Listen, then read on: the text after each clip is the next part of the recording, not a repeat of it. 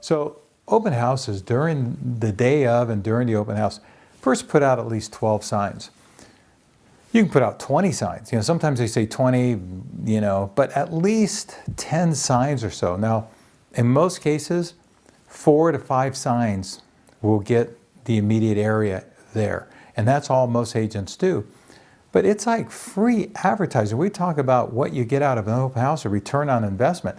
Well, just from the advertising, and I tell my team constantly this because I got to a point where I got really frustrated because I said, go out and put up 10 signs, put up balloons and everything like that. Well, now we're paying someone to do that because I think it's so important, because if I get 10, 12 signs out at all the major intersections and everything, it might cost $100 to pay someone to do that. I'm getting $1,000 plus, if not multiple thousands of dollars of advertisement just with people driving by and seeing all those signs.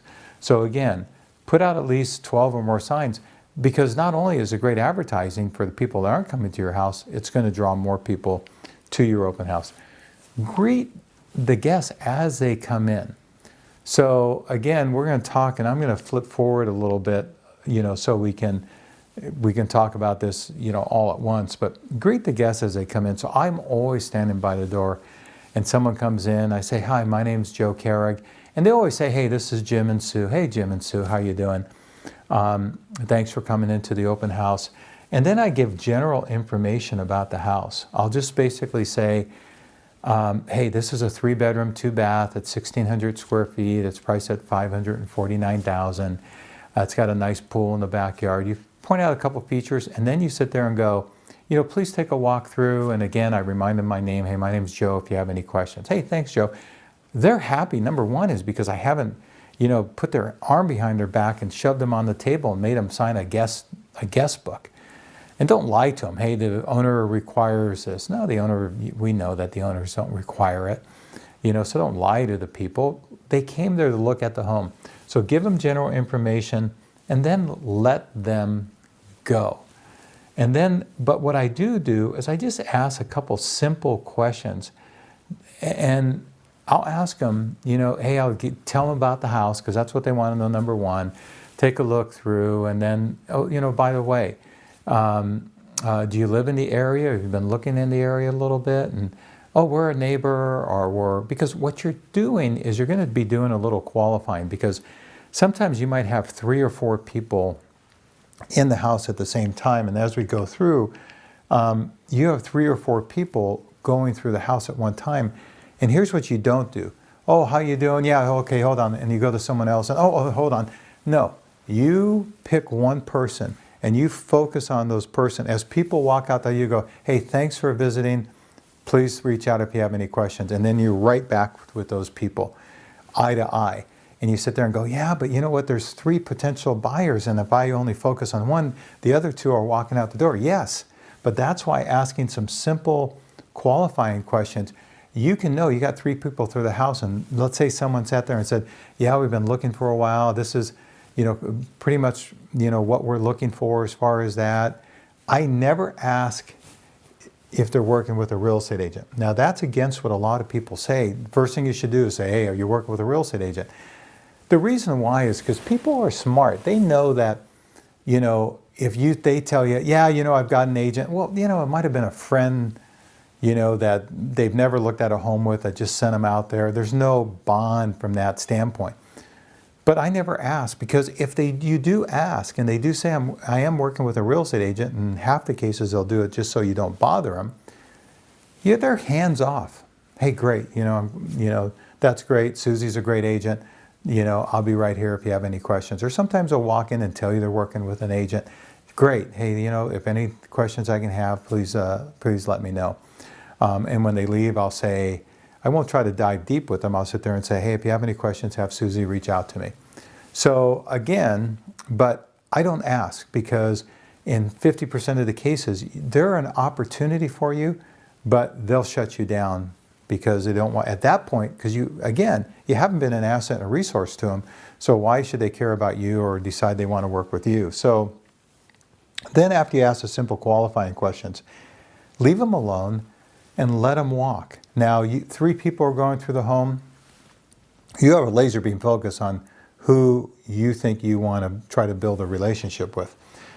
And then after they go through, I ask them, I say, well, how'd you like the house? Joe, we're really looking for a 4-bedroom. Hey, I completely understand because, it's really tough just driving around because you really don't know till you get inside the house. Here's my only goal for someone. And this is why I wanted you to print the sheets. In the sheets, you have my sign-up sheet that I have. And it's not a sign-up sheet per se. You see that it has all the different cities, bedrooms, baths, square footage, price, amenities, how soon are you looking at buying or selling. And so it's a complete questionnaire for people. And so what I tell people is, hey, Jim and Sue, I know it's really difficult as you go through. Let me put you on a private home search. There's no obligation. Matter of fact, Jim and Sue, I don't even need your phone number. But what happens is the best listings sell right away. So if I put you on a private home search, because if your basic listing comes on Wednesday and it's a great deal, it's going to be gone by the time you're out driving around on Sunday looking at open houses. So let me put you on a private home search. Within minutes of a listing coming on, you'll get a copy of it. You'll get it in your email, and I just need some parameters. And I don't even necessarily ask them, hey, is that okay? I'll just say, I just need some parameters. And instead of them filling out the sheet that you should have in front of you right now, I'll sit there and say, now, are you looking in any other areas besides Danville? Okay, you're looking in Alamo also? Okay, I know this home's priced at $1 million. What price range are you looking at? Other price? Well, we're looking at $750,000. Okay, and you just circle it. And then, and I know you said you want at least 4 bedrooms plus, and I circle that. So I'm filling it out for them just by asking questions. And I'll sit there and say, hey, like I said, I don't need your phone number, just your names, your last names and your email address. Because they'll give email addresses, but they don't want to give phone numbers. So you put that down. Then when you filled out the sheet, say, hey, I'll put you on the private home search. If you get something, please don't hesitate to reach out to me if you have some more questions about any of the properties that you get. And then you're almost done with them. And then you sit there and go, oh, Jim and Sue, also, if you don't mind, because here's what happens. There's more and more listings coming on, what we call pocket listings, that they never really hit the market. They're just sold between agents. And we learn about them. And like I said, a lot of times they don't even hit the market. If the perfect home came up, would you be interested, if it was off market? And they would go, well, yeah. And I go, okay, well, let me just do this because it's not going to be in the private home search because it's a coming soon. It's a pocket listing. Let me just get your phone number and I'll just call you if something like that comes up. Okay, it's such and such. 9 out of 10 times they'll give you your phone number. Where if you would have asked them for it in the beginning, they won't. But that's the process you go through. So my only goal, to be honest with you, in an open house, I could have 25 people through. If I get 3 to 5 people signed up in that private home search, I'll consider it a huge success because here's the idea of open houses, is what you're trying to do is you're trying to fill your funnel. So now you go back and you have those sheets and now you have them. If you do like 3 open houses a month and you pick up 3 to 5 people, you're getting 10 to 12 people, 15, 20 people that you're putting in basically your database and your CRM program and putting them on private home searches. Now, for every 10, let's just talk about the numbers. So if you sit there and get 12 people, every month, and then times 12 months, you're getting 140 to 150 leads. Now, if you basically only sell 1 out of 10 of those people, how many sales is that just from open houses? 15 sales a year. In our area, it's a couple $100,000. So again, it's all a numbers game, but you need to know how to get the people signed up and how to build a relationship with them. And that's why you have to understand, 3 people go out the door while you're spending the time with the 1 people that you think are the most qualified to buy or the ones that you think you have the best opportunity to potentially pick up as buyers. And you'll know. Some people say, no, and they'll just kind of go by. Well, hey, I'll be helpful and everything like that, but that's not who I'm going to spend my time with because you have to spend one-on-one time. Don't be talking to someone and then talking to someone else. So you want to pick the people that you want to go through. Because my goal is only to get 3 to 5. So I don't have to work with everyone. Will some good potential ones come out the door? Yeah, they will, but that's just the way it is.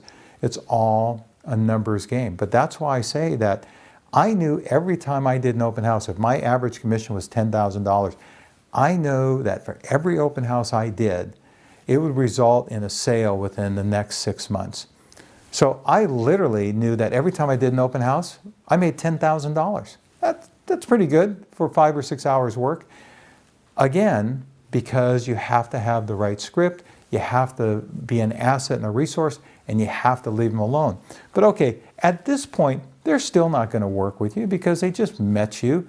Yeah, they might like you, but you have to show them and you have to basically be an asset and a resource to them.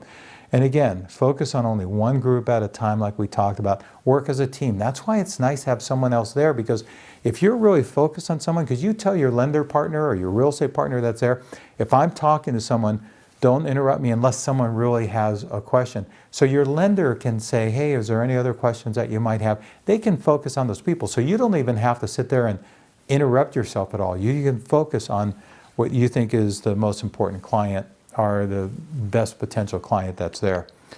Okay.